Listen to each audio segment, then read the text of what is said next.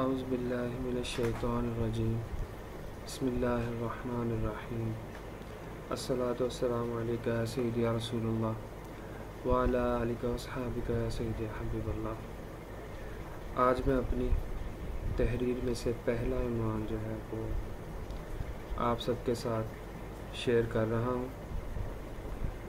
تاکہ جو لوگ پڑھ نہیں سکتے وہ سن کر کسی ایک کی بھی زندگی میں بدلاؤ آ گیا تو اللہ پاک جو ہے وہ میری دنیا و آخرت دونوں کو سنوار دیں گے۔ آج کا عنوان ہے کہ یزید کون تھا؟ یزید مسلمان تھا، کافر تھا یا کچھ اور تھا؟ مسلمان ہونے کے لیے کچھ شرائط ہیں جو ایمان مفصل اور ایمان مجمل میں موجود ہیں۔ انہیں ضروریات دین کہا جاتا ہے۔ یہ جس شخص کو تسلیم ہو، اس کے اعمال، احوال، اقوال و عقائد سے ظاہر ہو جاتا ہے تو ایسا شخص مسلمان ہے۔ اگر یہی ضروریات دین کسی شخص میں نہ پائی جائے تو وہ کافر ہے۔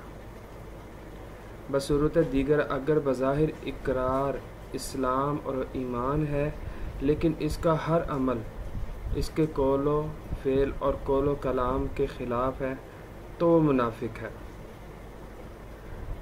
کفر یزید پہ بہت سی کتب، احادیث مبارکہ و سیر و تاریخ میں ہزاروں روایات، صحیح اقوال صحابہ و تابعین موجود ہیں جن سے واضح ہے کہ اس کے افعال و اقوال و عقائد میں اسلام بس اتنا سا تھا کہ تخت و تاج تک رسائی حاصل ہو، باقی ہر عمل اعلانیہ اللہ رسول کے منشا کے خلاف رہا۔ دینی عقائد و احکام یعنی حلال و حرام اور شعائر و مقدسات اسلامیہ کی جس قدر توہین اس سے ثابت ہے، اگر اس کے بعد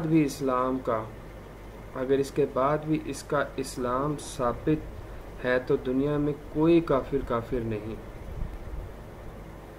پھر کفر ایک عالمگیر جھوٹ ہے۔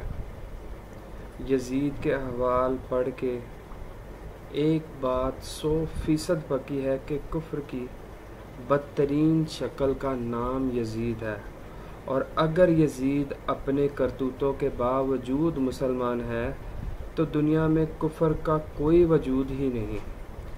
کلمہ نہ پڑھ کے کافر رہنا ادنیٰ کفر ہے، کلمہ پڑھ کے اسلام کی جڑ تک کاٹ ڈالنا کفر اکبر ہے۔ یہ مرتدوں کا کام ہے، جیسے قادیانی۔ ہم یزید کو قادیانیوں جیسا مرتد بلکہ اس سے بھی اشد جانتے ہیں۔ اہل سنت میں یزید کے کفر کے بارے دو طرح کی آراء ہیں۔ ایک خاموشی کے قائل ہیں، نہ کافر کہتے ہیں نہ مسلم۔ خاموشی کا مطلب بھی ایمان و اسلام نہیں۔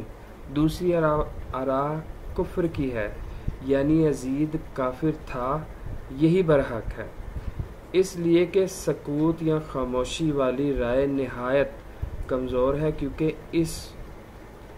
اس طرح کی خاموشی ہمیں فقہ اسلامی میں کسی دوسری مسئلہ میں نظر نہیں آتی کہ فقہ سے فتویٰ پوچھا گیا ہو اور مفتی کا جواب آیا ہو چپ، خاموش، نو آنسر۔ اسلام میں تو رسول اللہ صلی اللہ علیہ وآلہ وسلم کے زمانے سے لے کر آج تک ہر اہم شخص کے ایمان و کفر کے پورے دلائل موجود ہیں۔ یزید کے ایمان و کفر کے یقین کے بارے میں دلائل کی کمی کمزوری کیسے رہ سکتی ہے؟ لہٰذا اس کو وقت گڑبڑا ہے، یعنی کہ اس وقت جو گڑبڑ ہے وہ وقت کے حساب سے چل رہی ہے۔ مفتی اور فقیہ کا کام حق ظاہر کرنا ہے، نہ کہ لب سی لینا۔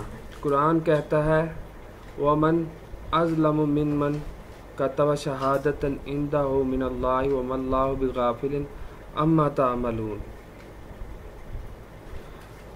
अल्लाह रब्बुल आलमीन कुरान पाक में ये फरमा रहा है, जिसका तर्जुमा ये है, और इससे बड़ा जालिम कौन है जिसने हक बात यानी सच्ची गवाही को छुपाया, और जो उसे अल्लाह की तरफ से पहुंची, और जो कुछ तुम कर रहे हो अल्लाह इस पर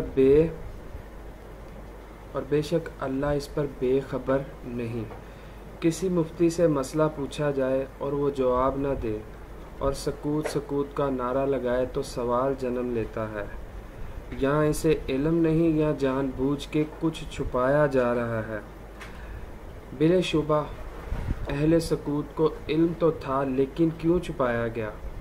ये केस अहकमुल हाकिमीन की अदालत में है, और इंशाअल्लाह उम्मीद करते हैं कि इस मसले को, जो कि हमारे नामवर आलिम जो हैं, इन्होंने अहले बैत की शान में जो कुछ भी बोला है, उनको, हम तो एक तालिब इल्म हैं, हमें इतना ख़ास इल्म नहीं, लेकिन उनको रुजू करना चाहिए। रुजू भी इस तरह का करना चाहिए कि अपने पीरो मुर्शिद या जिनके वो शागिर्द हैं, या अपनी बात को देखना चाहिए। ये मसला जो है इस वक्त पूरी दुनिया में फैल चुका है कि जो भी किया गया है, नाउज़ बिल्लाह, मैं अपनी ज़ुबान पे वो अल्फाज नहीं लाना चाहता। तो मेरी वीडियो जहाँ तक जिस तक पहुँचे, मेरी उससे गुजारिश है कि इसको ज़्यादा से ज़्यादा फैलाया जाए, ताकि हमारा नाम बरोज़े क़यामत उनमें शामिल हो जो पंचतन के मानने वालों में हैं, और मुसलमानों की पहली फहरिस्त में अल्लाह पाक हमें शामिल फरमाए। अल्लाह पाक आप सबका हामी और नासिर हो। अपनी ख़ास दुआओं में याद रखिएगा। आपका खादिम हाफिज़ मोहम्मद ताइब। और ये मेरी पहली वीडियो थी, जिसकी वजह से कुछ हिचकिचाहट भी हुई पढ़ने में, बोलने में, तो इंशाअल्लाह ये कमी जल्दी ही पूरी कर ली जाएगी। कुछ इसके बारे में मुझे ज़्यादा नॉलेज भी नहीं है, लेकिन बहुत से इसरार की वजह से ये शुरू किया है। तो मैं पहले नात को ही करता था, लिखता भी था, अभी मैं इस्लामिक एडिशंस लिखता हूँ, तो वही इस्लामी एडिशन मैं आपको यहाँ पर, जो पढ़ नहीं सकते वो इंशाअल्लाह वीडियोस में सुनेंगे। और मेरी अल्लाह पाक से दुआ है कि अल्लाह पाक हमें दीन पर अमल करने और सीखने की समझ अता फरमाए। अल्लाह पाक हमें दीन की समझ अता फरमाए। अस्सलामु अलैकुम व रहमतुल्लाहि व बरकातुहू। जज़ाकल्लाह।